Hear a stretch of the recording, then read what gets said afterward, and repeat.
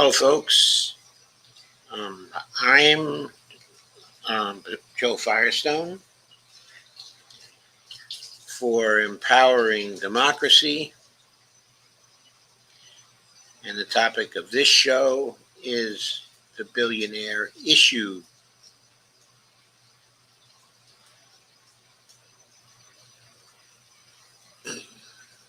Hello, Dolores.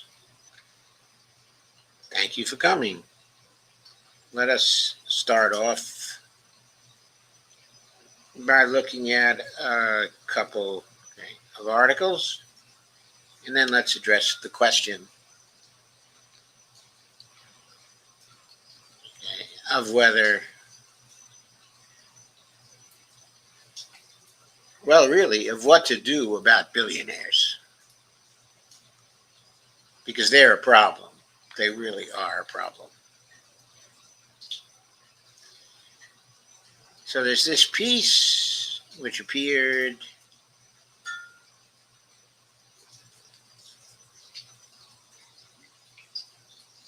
I think it appeared last night, actually. It was from Common Dreams, one of my favorite outlets. And there's Elon Musk.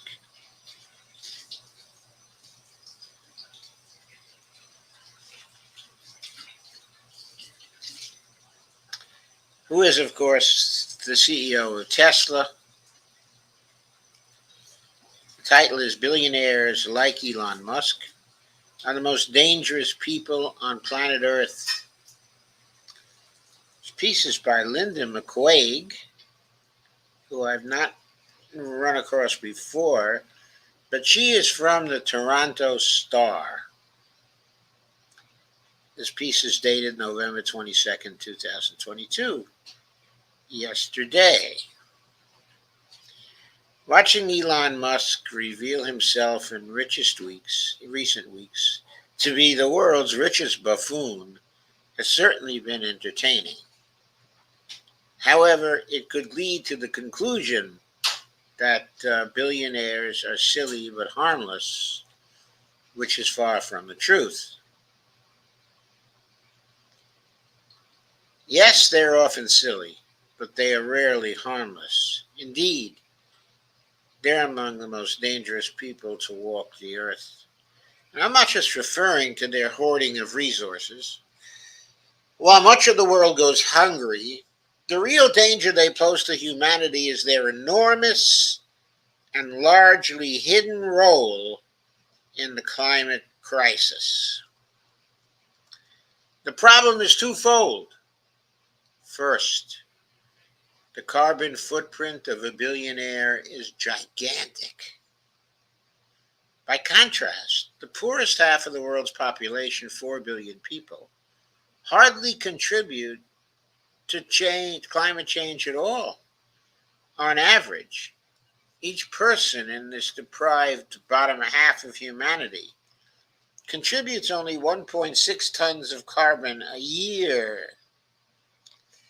However, the average person in the top 1% of the global population contributes 110 tons of carbon a year, while the average person in the top 0.01% contributes a monstrous 2,531 tons of carbon.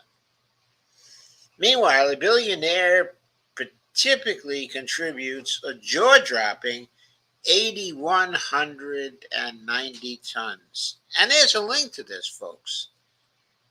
There's a link to this about private planes. So while the ranks of the super rich are small, their carbon emissions from private jets, yachts, and multiple homes are so immense and fast-growing that they are a key driver of climate change. So forget about cows and methane. Now we come, I didn't really mean that. Now we come to the second part of the problem. Their role as corporate owners directing enormous pools of capital towards fossil fuel production and infrastructure. In a new study, Oxfam notes that if the investments of billionaires are factored in, their average emissions move from thousands of times greater than an ordinary person to more than 1,000,000 times greater. There used to be a motto. It was popular during the 1960s. And I'm not going to complete the motto for fear of censorship from YouTube. But that slogan, that motto, begins actually up against the wall. I will not offer you the final word. Anyway, Oxfam examined the investments of 125 billionaires and found that they were skewed towards fossil fuels. If these billionaires moved their investments to a fund that simply followed the S&P 500, the intensity of their emissions would be reduced by half. The billionaires clearly have a choice where to put their money, but there are only rare exceptions to the pattern, such as Patagonia sportswear billionaire Yvon Chouinard. I hope my French was good there. Yvon Chouinard. French is a beautiful language. Who put the company's ownership into a trust, declaring, quote, "Earth is now our only shareholder." Most, however, use their capital and the enormous political clout that comes with it in ways that further our dependence on fossil fuels, both by investing their production and infrastructure and by influencing governments to block climate action. The influence can be observed at the COP27 climate conference in Sharm el-Sheikh, Egypt, where more than 600 lobbyists and executives from fossil fuel-related industries are working hard, often ensconced right inside national delegations to block climate progress. Canada's official delegation includes 8 industry supporters, including a senior vice president of the Royal Bank of Canada, which invests heavily in fossil fuels. With that kind of insider seat, no wonder there's so little progress at these global climate gatherings. Talk about seats at the table. These fossil fuel investors have far more seats at the table at a climate conference than the people who really want to manage the climate emergency.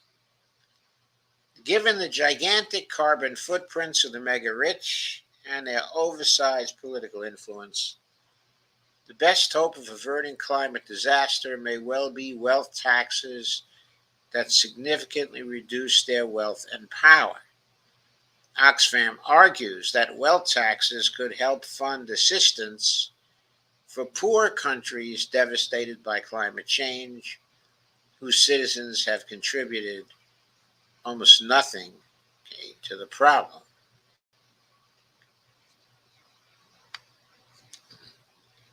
Honey, could you check the outlets down there? My screen has gone.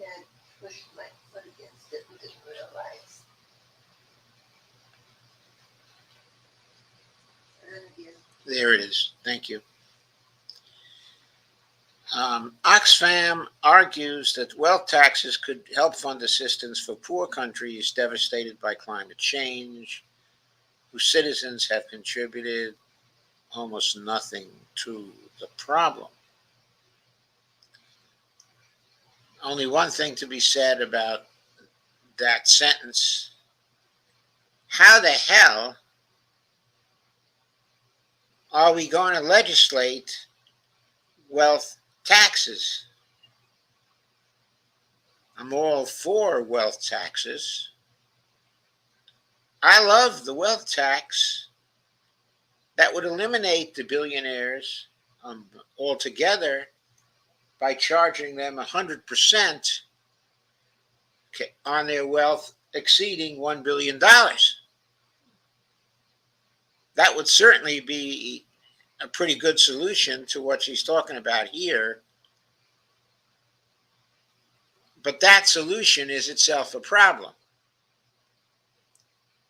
Or even the idea of wealth taxes itself. How are we going to get them enacted isn't a solution. Okay? It's a problem. There are lots of other good reasons to introduce wealth taxes, which have been proposed by U.S. Senators Bernie Sanders and Elizabeth Warren, and in Canada by NDP leader Jagmeet Singh. But despite the popularity of such taxes, as well as the urgency of the climate crisis and other needs, momentum towards them has stalled. Certainly, the Trudeau government has never been interested, instead merely imposing extra sales on luxury cars and yachts, taxes which barely impact the super rich.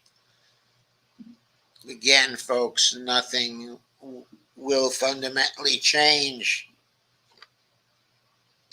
But if Prime Minister Justin Trudeau really were the climate warrior he poses as, he'd be listening less to the Royal Bank and more to groups desperately trying to save their countries from drowning in rising seawaters.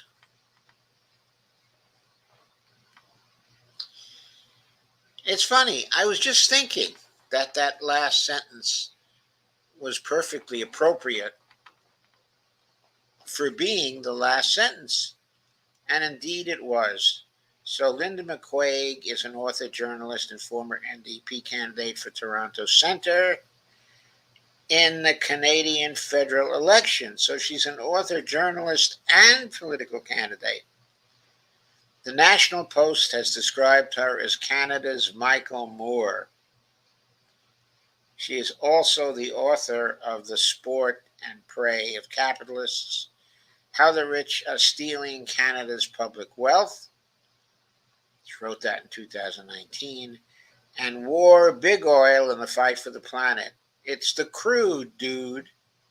She wrote that in 2006. And with Neil Brooks of, quote, Billionaires, Ball, Gluttony, and Hubris in an Age of Epic Inequality. They wrote that in 2012. So obviously, the billionaires are a problem. As I said, I'd love to solve that problem by taxing everything they own above the $1 billion. She's probably more moderate and would simply tax them heavily each year with wealth taxes. I could probably live with that, but both her solution and my solution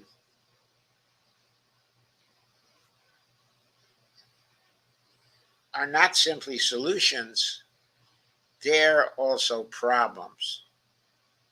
Because how are you going to implement those particular taxes? Of course, the mother of all problems is the problem of getting big money out of politics. That's the problem. I'll talk more about that as we go forward. But first,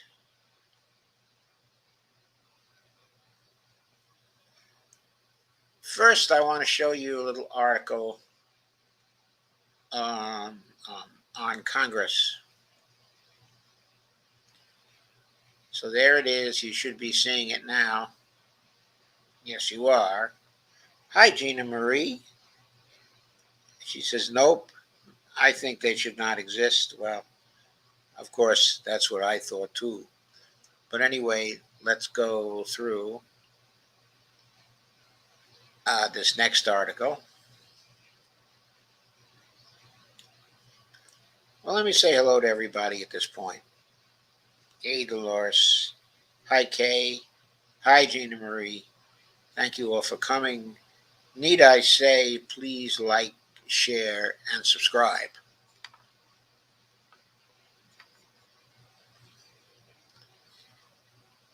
So, now going back to the article, or the second article. This one is by David Dayen, and it's dated today. Guess what? Congress members try to stop the Securities and Exchange Commission's inquiry into FTX. There's a group called the Blockchain 8 in Congress. They wrote a bipartisan letter in March which attempted to chill the SEC's information requests to crypto firms. FTX was one of those firms. So here is Congressman Tom Emmer, Republican of Minnesota. Almost nobody knows who he is, but it turns out he's chairman of the National Republican Congressional Committee.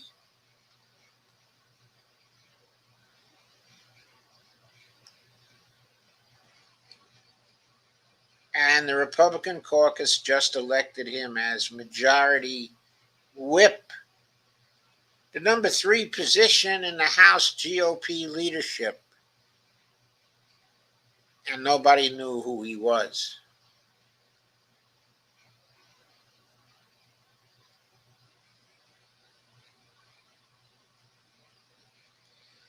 The Securities and Exchange Commission was seeking information from collapsed cryptocurrency exchange, FTX. Earlier this year, the prospect has confirmed, bringing in, I should say, this article appeared in the American Prospect, of course. The editor of the American Prospect is the author of this piece, specifically David Dayen, a great journalist, I think one of the greatest we have today. The March letter from 8 House members, 4 Democrats and 4 Republicans, questioned the SEC's authority to make informal inquiries to crypto and blockchain companies and intimated that the requests violated federal law. Representative Tom Emmer, Republican of Minnesota, whom the Republican caucus just elected as majority whip, number 3 position in the House GOP leadership, led the letter. In a contemporaneous Twitter thread, Emmer wrote, quote, "My office has received numerous tips from crypto and blockchain firms that SEC Chair at Gary Gensler's information reporting requests to the crypto community are overburdensome." I think he should have led overly burdensome, but okay.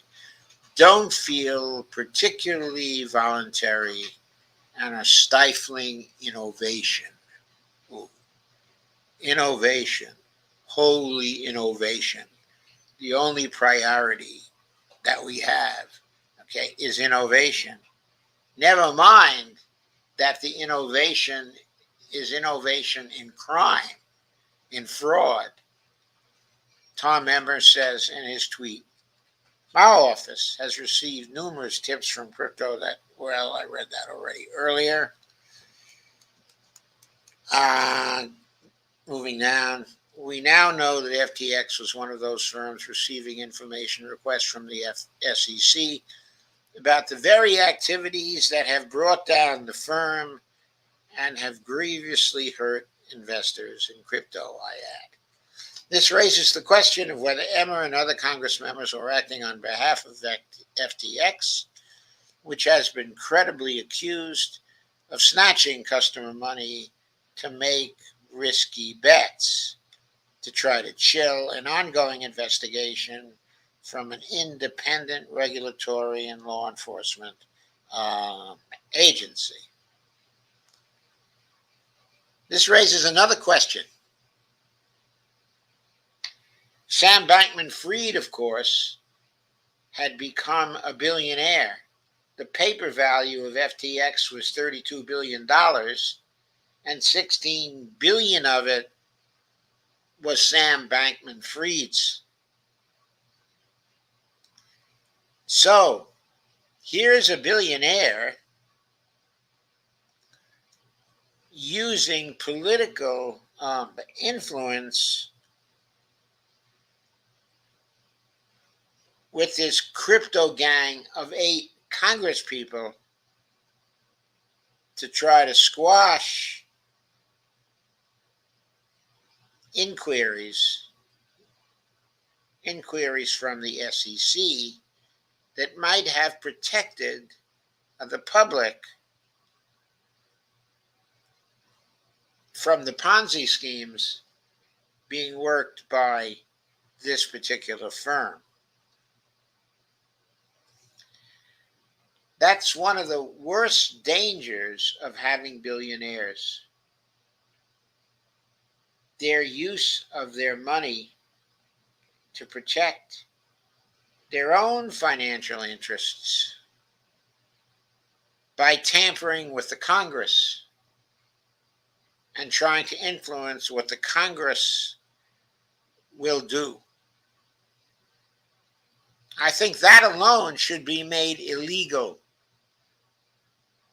No contacts with congressmen for them. They want to be billionaires. No contacts with congressmen. No monetary contributions to campaigns. Of course, the Supreme Court will rule that that's interfering with free speech because money is speech. Screw the Supreme Court, pack it with people who know that money is not speech. Money is money and speech is speech. What I'm doing now is speech. It has nothing to do with money. In fact, all I have is speech. I don't have any money.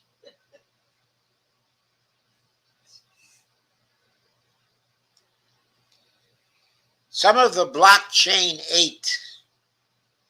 Oh, that's all right. I got them mixed up with the gang of 8 because they're both congressmen. That is both gangs of congressmen. Quote, blockchain 8, unquote, as the prospect termed them in March, have benefited from crypto largesse. 5 of the 8 members received campaign donations from FTX employees, ranging from $2,900 to $11,600. I thought it was illegal to make contributions of $11,600. Anyway, Representative Ted Budd, Republican of North Carolina, who won a close race just recently over Sherry Beasley, one of the 8 signatories, received $500,000 in support from a super PAC created by FTX co-CEO Ryan Salome. Now, we hear a lot about Sam Bankman-Fried, not much about his co-CEO Ryan Salome.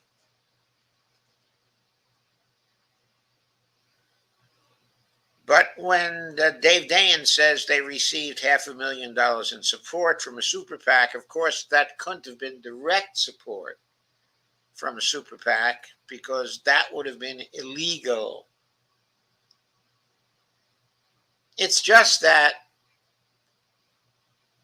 their super PAC must have bought a bunch of ads in support of Ted Budd, perhaps determining the result of that election, of the election he recently won just 2 weeks ago. Would he have won without the $500,000? We don't know, but it was a close race for the Senate.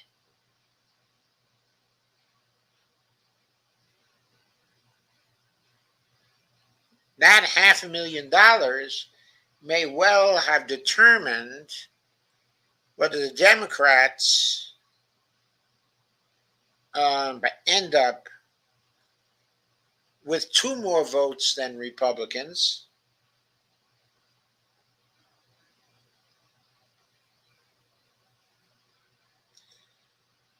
or whether they might have had 3 more votes than Republicans.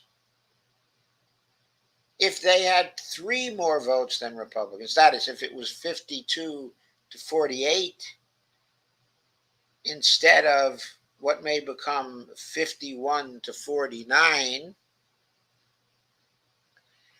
then the Democrats would have had a clear majority in Congress, and the influence of Joe Manchin and Kyrsten Sinema would now be much lower than it promises to be. So this $500,000 may have affected the likely future course of legislation over the next 2 years. Going back to the article, more consequentially, Tom Emmer was the head of the National Republican Congressional Committee, the campaign arm for House Republicans. This year, the NRCC's associated super PAC, the Congressional Leadership Fund, another super PAC, received $2.75 million from FTX in the 2022 cycle. That's in addition to this $500,000 to Ted Budd. $2.75 million from FTX in the 2022 cycle, including $2 million from Salame in late September and $750,000 from the company's Political Action Committee. And you see it's got a super PAC,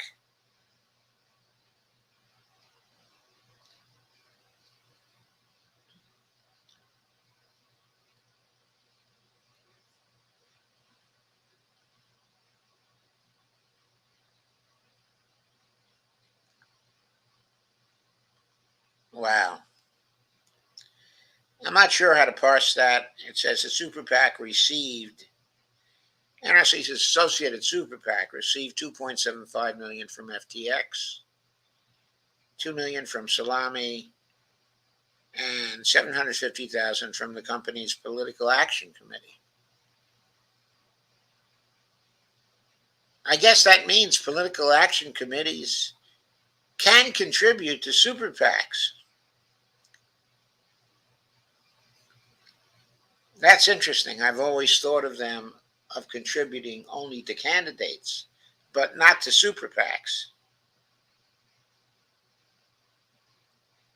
Possibilities in that are mind-boggling. That company helped House Republicans win the majority in 2022.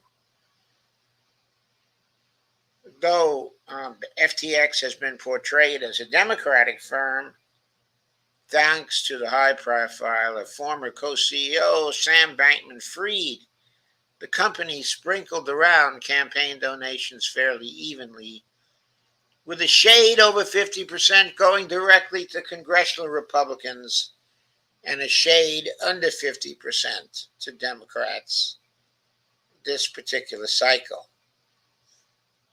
So FTX, everybody thought FTX was a Democratic firm, that it helped to equalize funding between the two parties.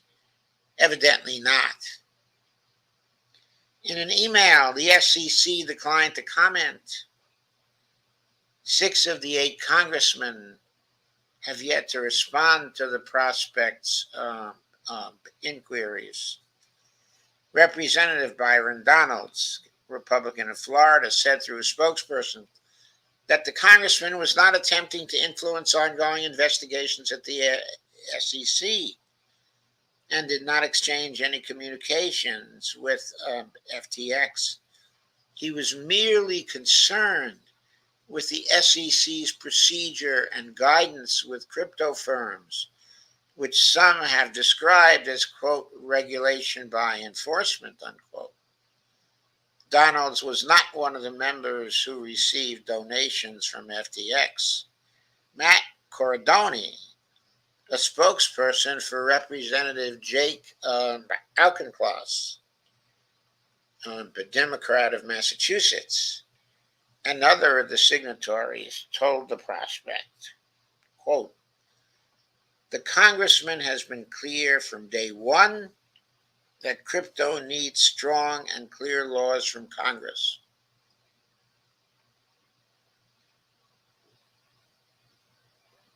The SEC will need to explain to Congress why, despite claiming that it didn't need new laws for exchanges, it failed to foresee this meltdown.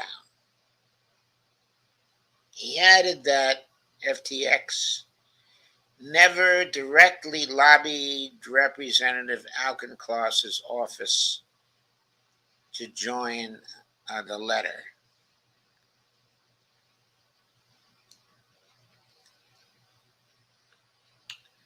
Quote, a source with knowledge of the situation confirmed to the Prospect that FTX and Coinbase were 2 of the firms receiving inquiries from the SEC. Reuters reported last Friday on an internal FTX document showing the SEC had made informal inquiries earlier this year to FTX and other firms about how they handle customer deposits. As we now know, FTX was funneling customer funds to its associated trading firm, Alameda Research. The newly installed CEO of FTX, John Ray, told the bankruptcy court last week about a, quote, complete lack of corporate controls at the company, at FTX, of course. The SEC also asked FTX about a rewards program that gave depositors interest on their crypto assets, which could make them a security. SEC Chair Gary Gensler has been adamant that crypto platforms are trading and minting securities and that these securities need to be registered with the agency. Crypto firms have generally failed to register anything. In response to the inquiry, FTX asserted that the rewards program did not involve any lending and was above board. The SEC then replied that it did not need further information, quote, at this time, unquote. A source with knowledge of the situation confirmed to the Prospect that FTX and Coinbase, a U.S.-based crypto exchange, were 2 of the firms receiving inquiries from the SEC. Emmer and his colleagues questioned the SEC's inquiries in March. The letter condemned, quote, the recent trend toward employing investigative functions to gather information from unregulated cryptocurrency and blockchain industry participants in a manner inconsistent with the Commission's standards for initiating investigations, unquote, and intimated that the requests were in violation of the Paperwork Reduction Act, even though that law doesn't apply to enforcement investigations. It asked the SEC detailed questions about the information requests. The 8 members were Representatives Emmer, Donalds, Auchincloss, Warren Davidson, Republican of Ohio, but Ted Budd, who then was a congressperson and who now has just been elected to the Senate and who's a Republican from North Carolina. Darren Soto, okay, a Democrat from Florida. Josh Gottenheimer, Democrat from New Jersey. And Richie Torres, who's a Democrat from New York. Emmer made clear in his March Twitter thread that the letter was based on complaints from crypto firms, that his intent was to stop the SEC from making these inquiries. Quote, crypto startups was not be weighed down by extra jurisdictional and burdensome reporting requirements, unquote, said Emmer. Quote again, we will ensure our regulators do not kill American innovation and opportunities. That, my friends, is a Republican trope, unquote. I mean, the quote was actually before my remark. On the flip side, Emmer was quick to laud Bankman-Fried for his integrity and compliance with the law. Compliance with the law. Taking his customer deposits and giving them to Alameda. And this guy controls both firms, or controlled both firms. And Emmer told him, sounds like you're doing a lot to make sure there is no fraud or other manipulation.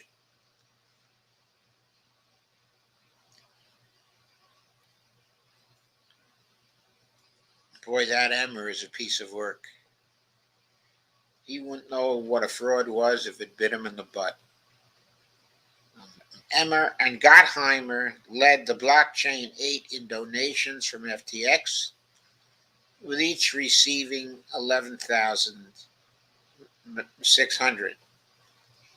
FTX was in the top 15 of Emmer's biggest donors in the 2022 cycle. Alcanclass received $6,800, and Budd and Torres received $2,900.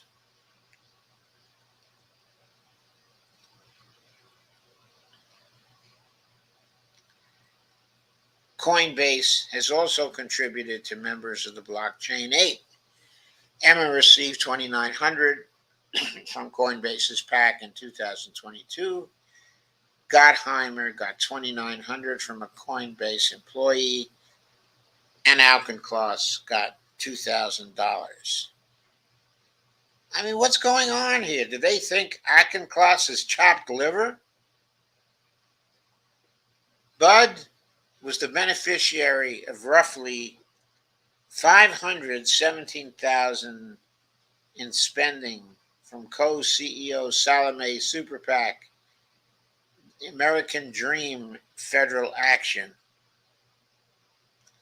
But the millions in funds from FTX's PAC and Salome to the House Republican Congressional Leadership Fund dwarf the spending to the individual candidates, as the lead signatory of the letter and the member who said he'd received tips from crypto firms that informed that letter, and as head of House Republicans' campaign arm, Emmer had the most to gain from a large donation to help the GOP win the majority. Quote, we delivered, unquote, Emmer said, after the majority was secured. Salome gave $23.6 million to exclusively Republican candidates and causes in the 2022 cycle, in contrast to Bankman-Fried, whose $40 million went to Democrats.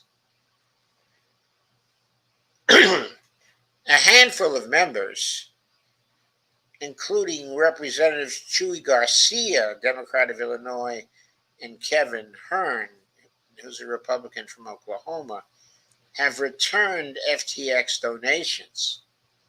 And Senators Dick Durbin and Kirsten Gillibrand of New York have donated the contributions to charity. None of the blockchain eight have yet said what they would do with their own FTX contributions. The unorthodox letter is analogous to the 1987 Keating Five scandal.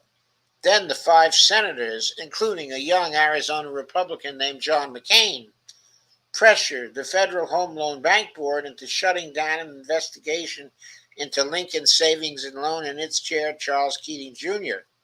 Keating was a donor to all five senators, giving $1.3 million over the years. Keating was a piker compared to Bankman Fried and Salome. The FHLBB did close its investigation into Keating and Lincoln Saving and Loan right before it failed, costing the federal government $3.4 billion as part of a $125 billion SNL bailout. Keating was convicted of fraud and served jail time. The Senate Ethics Committee found that three members improperly interfered with a federal investigation. McCain was cleared while being found to exercise, quote, poor judgment, unquote. The aftermath of the letter has also mirrored the Keating Five situation. While the SEC did conduct its informal inquiry, it did not uncover the potential fraudulent activity at FTX. It's at least possible that pressure from members of Congress deferred the SEC from probing further. Then, like Lincoln Saving, FTX imploded, leaving depositors high and dry. But the catastrophe at FTX hasn't stopped Emmer from continuing to boost crypto. At an event with the crypto trade group, the Blockchain Association, just last week, Emmer told the assembled crypto honchos, quote, you are here to stay, unquote, that nobody should, quote, rush in and put a huge wet blanket of regulation atop this industry just because something did not go right. Just because a 32 billion company collapsed overnight, leaving its depositors and investors in the lurch, completely in the lurch. That's not a $32 billion disaster is not enough of a disaster to put a huge wet blanket of regulation atop this industry? I beg to differ. In March, the Blockchain Association applauded the bipartisan letter, saying the champions, like Emmer, were making America a crypto innovation leader.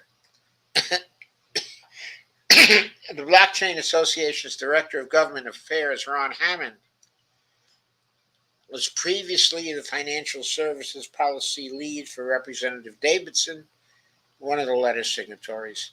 In the wake of the collapse, Emmer has intimated that the SEC's Gensler and FTX were working on legal loopholes to obtain a regulatory monopoly. With such comments, Emmer is playing into conspiracy theories that Gensler had ties to the firm and was operating in its interest. Those claims are far-fetched. One, quote, 6 degrees of separation, unquote, theory involves Gensler working briefly at MIT with the father of Caroline Ellison, Bankman Fried's one-time girlfriend, and the CEO of Alameda Research. Still another notes that Mark Wetjen, a former Commodity Futures Trading Commission member when Gensler was chair in the Obama years, was hired as FTX's chief lobbyist and met with Gensler once. But Gensler and Wetjen didn't see eye to eye on the FTC, and FTX was actively trying to get legislation passed to strip Gensler and the SEC's authority over crypto. Other blockchain 8 Republicans have also criticized Gensler. Quote, at this point, it's hard to believe that the at sec.gov hasn't engaged in selective enforcement. That was written by Representative Davidson on Twitter last week. I have only one thing to say about that. Every single Attorney General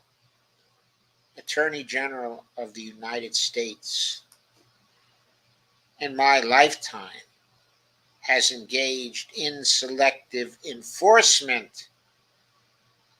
Selective enforcement is necessary because there are not enough regulators in the world to cope with all of, let's call it, the irregularities that we find coming from the business firms operating in the United States. You must choose your cases carefully because your resources are limited.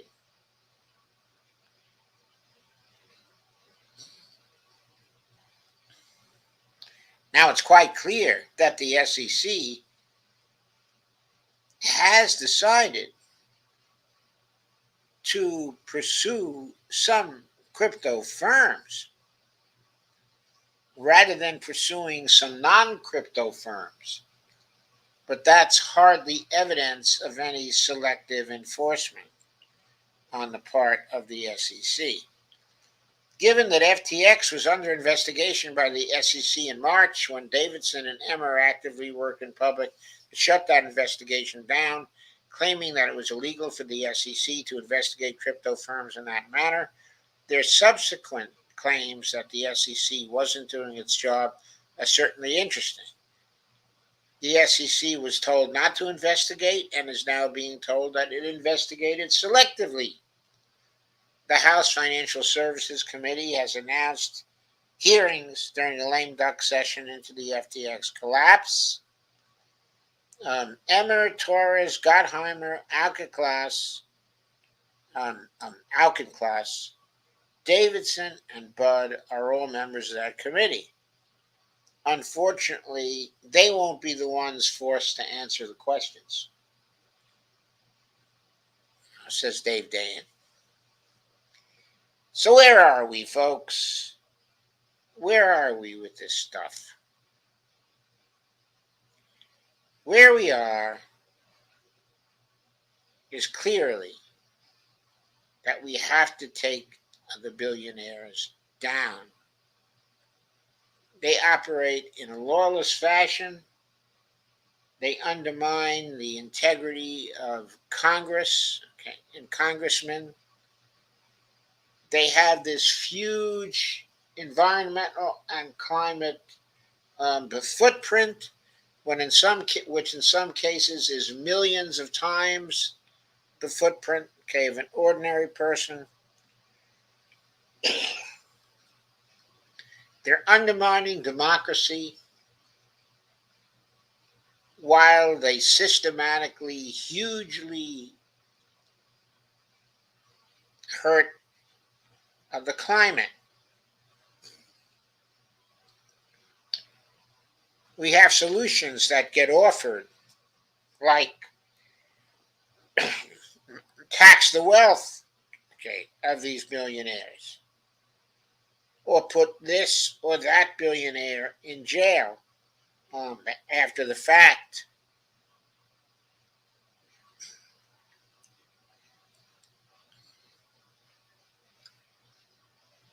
But those types of solutions cannot be implemented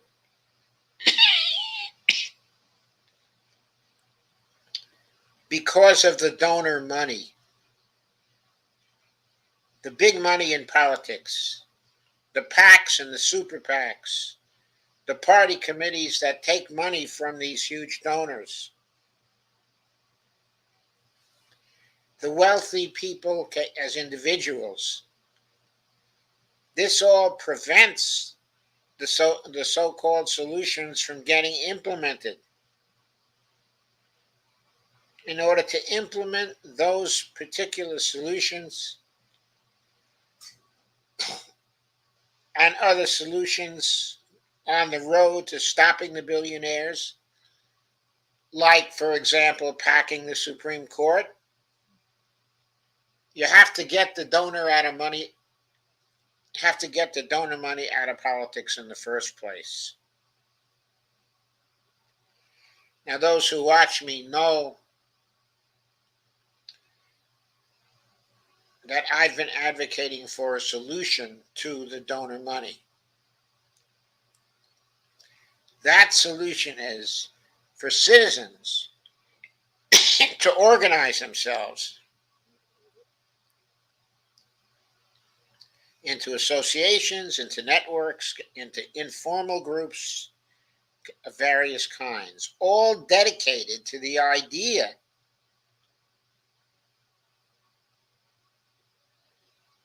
that if a candidate or an incumbent have been taking big money from the rich, from the corporations, from the PACs, from the super PACs, and from the party committees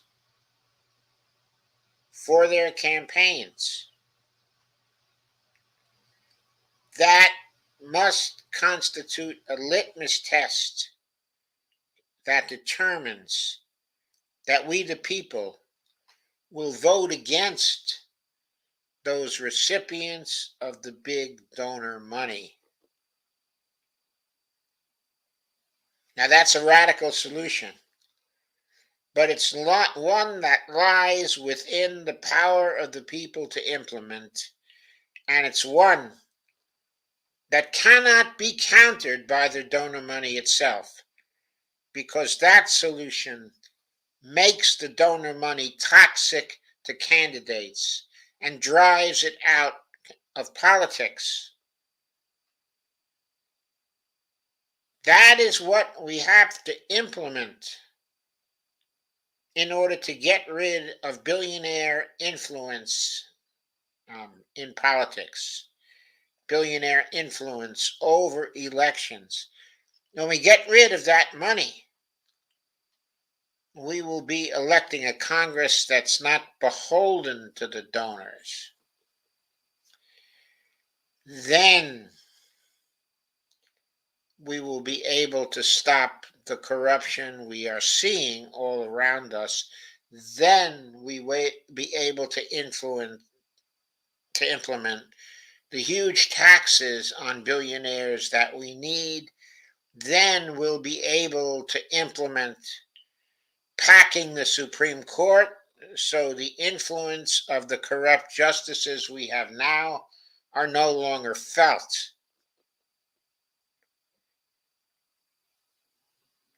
Only then will we be able to take the final step to get rid of the billionaires through wealth taxes. Unless we solidify and take this idea seriously and organize the public into voters who will apply this litmus test in every election, we will continue to lose our democracy, and we will continue to lose our world to the climate emergency. So that's my pitch for now. I will take a quick look at your comments.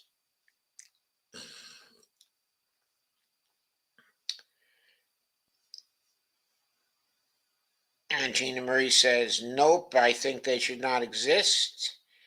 Lana Dell says, a sleeper from Minnesota. Interesting. Lana says, haha, he needs to talk to Rowan. Who needs to talk to Rowan? Steve Wolfbrand says, hello. Happy Thanksgiving. Steve, happy unthanksgiving to you. It's not quite Thanksgiving yet. Steve says hi, Kay. Kay says hi, Steve. That's it? That's all the comments I have? Well, that's amazing. But thank you for those comments. Please do share, like, and subscribe. Please do visit my Patreon account occasionally on my Buy Me a Coffee account. I would greatly appreciate it. Okay, I will be having another stream very shortly. I think it's at 12:50, but there will be tweets about it. That one is called Empowering Democracy, Criminalizing Ecocide. So that's at roughly 12:50. And of course, I'll be on at 9 o'clock tonight. Okay, and well, Lana says Tom Emmer needs to talk to Rowan. Lana, since Tom Emmer seems to be a completely corrupt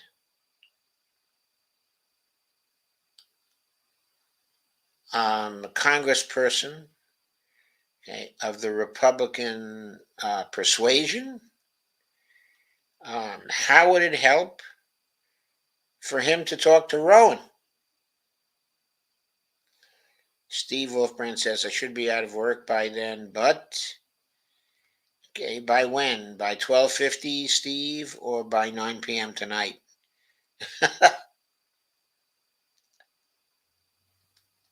Anyway, please explain that to me, Lana. I'd be very interested in understanding that. Okay, I'm going to say goodbye for now, and hopefully I'll see you at about 12:50 or so.